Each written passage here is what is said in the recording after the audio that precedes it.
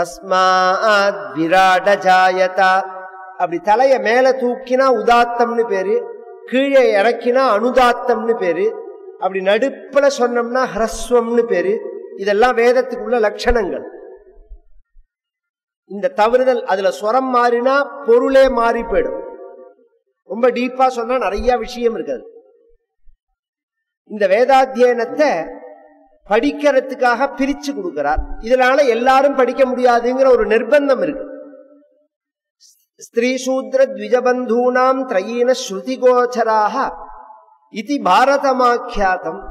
அதனால பாரதம்ங்கிற வேதத்தை பண்ணினார். பாரத பஞ்சமோ வேதா, இது 5வது வேதம். பாரதம் அப்படிங்கிறது 5வது வேதம். வேதம் தான் அது. ராமாயணம் 4 வேதமே ராமாயணமா வந்தது.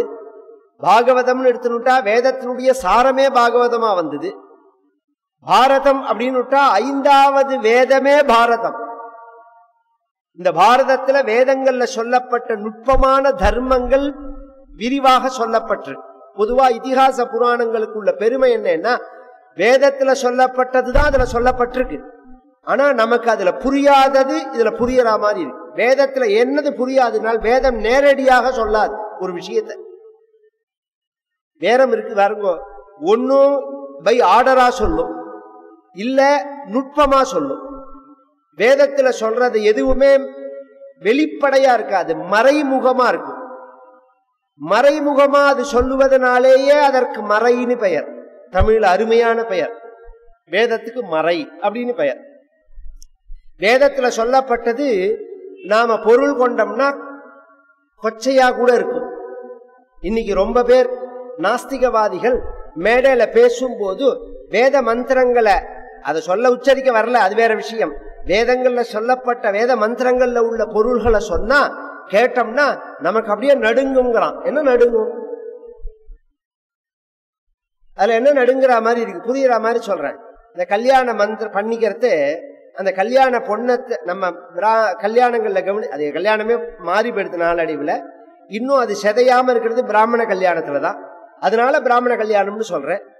நிச்சயதார்த்தம் பண்ணின உடனே அந்த பொண்ணுக்கு புடவை கொடுப்பாலோ, புடவை கொடுத்து நாத்தனார் போய் அந்த பொண்ணை புடவையை கட்டி ஐஷ்னு வரணும்.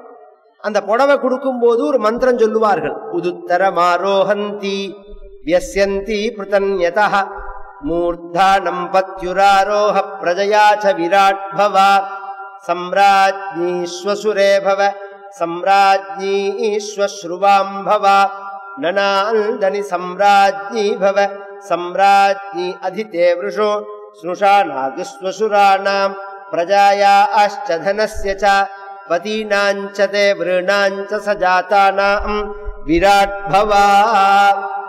அந்த பொண்ணை பார்த்து சொல்றோம், சொல்றது வேதம். உனக்கு கல்யாணமாகி போப்புற நீ புகுந்த வீட்டுக்கு போன உடனே எப்படி நடந்துக்கணும், வேதம் மாதா இல்லையா? நீ எப்படி நடந்துக்கணும்னா மூர்த்தா, முதல் உபதேசமே மூர்த்தா நம்பத்யுராரோஹா.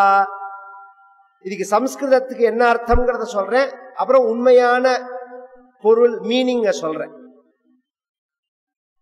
பதார்த்தம் பாவார்த்தம் அப்படின்னு அதை பிரிச்சு சொல்லணும். பதார்த்தம் அப்படின்னா பத்யுஹு கணவனுடைய, மூர்த்தானம் தலை மேல, ஆரோஹா ஏறி உட்கார்ந்துக்கோ, இதான் அர்த்தம்.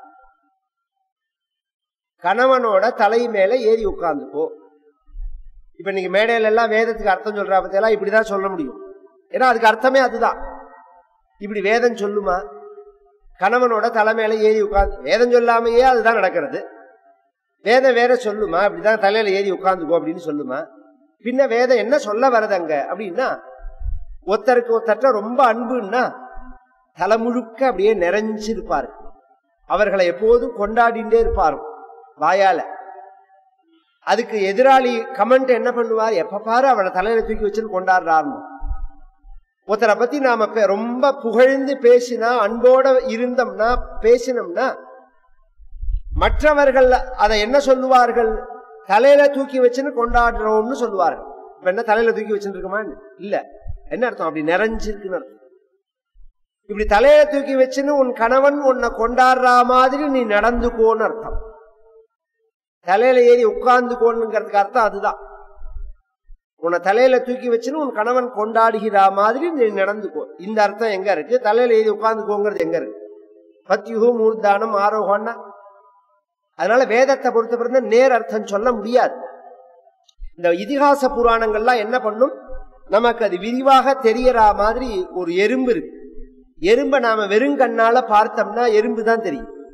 அதை ஒரு பூத கண்ணாடி லென்ஸ் வச்சு பார்த்தோம்னு வச்சுக்கோங்களேன், அதோட வாய், மீசை, கால்கள், அதோட வயறு எல்லாம் தெரியறது, நமக்கு பளிச்சுன்னு தெரியறது.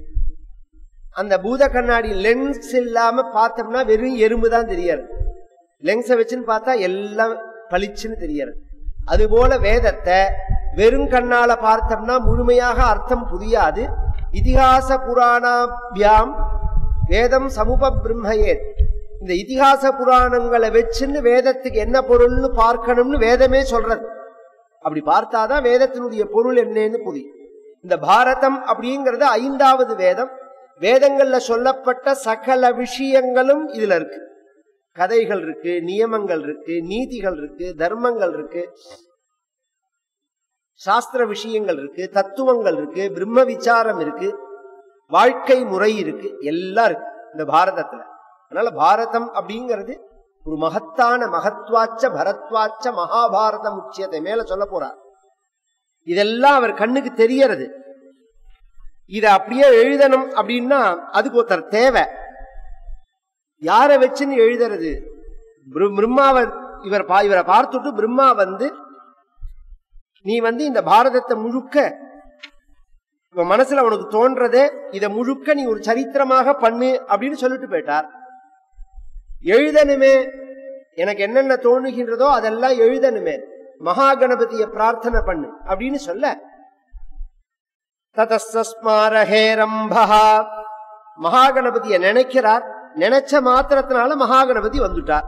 நேற்றைய தினமே சொன்னேன், மகா கணபதிக்கு பெருமையே என்னன்னா ஸ்மிருத மாத்ரோ கணேசானஹ பக்த சிந்தித பூரகஹ தத்ரா ஜகாம விக்னேஷஹ வேதவ்யாசோ யதஸ்திதஹ பூஜிதச்சோபவிஷ்டச்ச யாசேனோக்தஸ்தன ததானகஹ லேఖனோ பாரதஸ்யாஸ்ய பவத்வம் கணநாயகா மயைவ ப்ரோச்யமானஸ்ய மனசா கல்பிதஸ்ய ச ஸ்ருத்வை தத் பிராஹயேவ விக்னேஷः யதி மே லேఖன நீக்ஷணம் லிகதோ நாவதிஷ்டேத ததாஸ்யாம் லேఖகோ ஹ்யஹம் வியாசோப்யுவாச தம் தேவம் அபுத்வா மாலிகத் க்வசித் நமித்யுத்வா கணேசோபி பபூவ கில லேఖகः கிரந்தக்ரந்திம் ததா சக்ரே முனிஹி கூடம் குதூஹலம் அஷ்டௌ ஸ்லோகசஹஸ்ராணி அஷ்டௌ ஸ்லோகசதானி ச அகம் வேத்மி சுகோ வேத்மி சஞ்சயோ வேத்தி வானவா சர்வஜ்ஞோபி கணேசோயத் க்ஷணமாத்ம விசாரயன். கணேஷ் மகாகணபதியை பிரார்த்திக்க, பொதுவா மகாகணபதிக்கு ஏகதந்தர்னு பெயர். ஒரு தந்தம் தான் மகாகணபதி. யானைக்கு அழகு தந்தம் தான். இந்த கேரளாவில எல்லாம் குருவாயூரப்பன் கோவில் எல்லாம் பார்த்தோம்னா ராத்திரி சீவேரின்னு சொல்லுவார். அந்த சுவாமியை வச்சுன்னு புறப்பாடு பண்றது. அந்த யானையை பார்த்தெல்லாம் அந்த இருக்கிற யானையில எது வயசான யானையோ அதுதான் கொண்டு வருவார். அதுலயும் சில யானை இன்னொரு யானைய அது குருவாயூரப்பனை தூக்கவே விடாது. கேசவன் ஒரு யானை இருந்தது குருவாயூரப்பன் கோவில்ல. அதை யானைன்னே சொல்ல முடியாது. அது இருக்கிற பரியந்தம் இன்னொரு யானையோட முதுகுல குருவாயூரப்பனை வச்சுட்டா 2 கட்டி அடிச்சிடும். அதுதான் தூக்கணும்னு சத்தம் போடும். அதனாலதான் அதோட தந்தத்தை எடுத்து வச்சிருக்கா அந்த குருவாயூரப்பனுடைய. அது போய் யானைன்னு சொல்ல முடியுமா? எங்க தாத்தா கொல்லங்கோடு மகாராஜா பாகவத சப்தாகம் பண்ணினார்.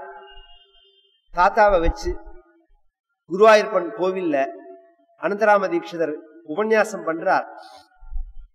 சப்தாகத்துல நடுப்புல கஜேந்திர மோக்ஷம், நாராயணா அகிலகுரு பகவன் நமஸ்தே அப்படின்னு கஜேந்திரன் கத்தினான் அப்படின்னு சொன்னார். அப்ப கேசவன் இருந்தது ஒரு 5 நிமிஷம் கத்திருக்கு கேசவன். அந்த பாகனால அதை கட்டுப்படுத்தவே முடியல. அதை யானைன்னு நாம் சொல்ல முடியுமா? ஒரு மிருகம்னு சொல்லிட முடியுமா? அந்த யானைக்கு அழகே தந்தம் தான். அதுலயும் யானைக்கெல்லாம் தலைவன் மாதிரி உள்ளவர் மகா கணபதி. ஒரு தந்தத்தை ஒடிச்சு இந்த மகாபாரதத்தை எழுதினாரா.